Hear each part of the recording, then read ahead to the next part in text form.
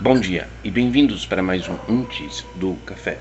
Quero convidá-los a abrir comigo a palavra de Deus em Juízes capítulo 14. Juízes 14 e o versículo 4. Juízes 14, versículo 4, que diz: Mas seu pai e sua mãe não sabiam que isto vinha do Senhor, pois estava procurando ocasião contra os filisteus. Porquanto, naquele tempo, os filisteus dominavam sobre Israel. Mas seu pai e sua mãe não sabiam que isto vinha do Senhor. E que o Senhor há de abençoar essa leitura aos nossos corações. Muitas vezes a gente se pergunta, ou quantas vezes talvez a gente não se pega perguntando: Senhor, por que isso? Senhor, por que aquilo? Por que o Senhor tem permitido que isso aconteça na minha vida? E quando eu li e eu estava pensando sobre este assunto, me lembrei na minha própria vida. Minha mãe,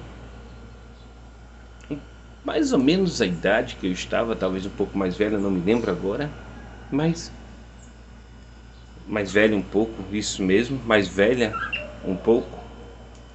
Ela foi chamada para a glória. Ela foi chamada para estar com o Senhor. Isso muitas vezes me fazia perguntar: mas Senhor, por quê? Por que minha mãe? Um tempo depois, meu pai se casou e desceu para Foz do Iguaçu para fazer o trabalho lá em Foz do Iguaçu. E novamente vem a mesma pergunta: mas Senhor, por quê? Por que isso? E sabe, toda vez que eu me lembro dessa história, eu também me lembro um pouco sobre o que aconteceu comigo. Hoje eu trabalho para o Senhor com grande alegria. Hoje eu tenho ânimo, vontade de trabalhar mais e mais para o Senhor. E se não tivesse acontecido tais coisas na minha vida, como minha mãe ter sido chamado para a glória, meu pai sair daqui, eu nunca tinha assumido nada na obra do Senhor. Sabe, às vezes a gente se pega perguntando por quê, questionando a Deus em uma forma crítica. Em vez disso, por que a gente não pergunta, faz a seguinte pergunta: Senhor, o que tu queres trabalhar na minha vida através desta situação?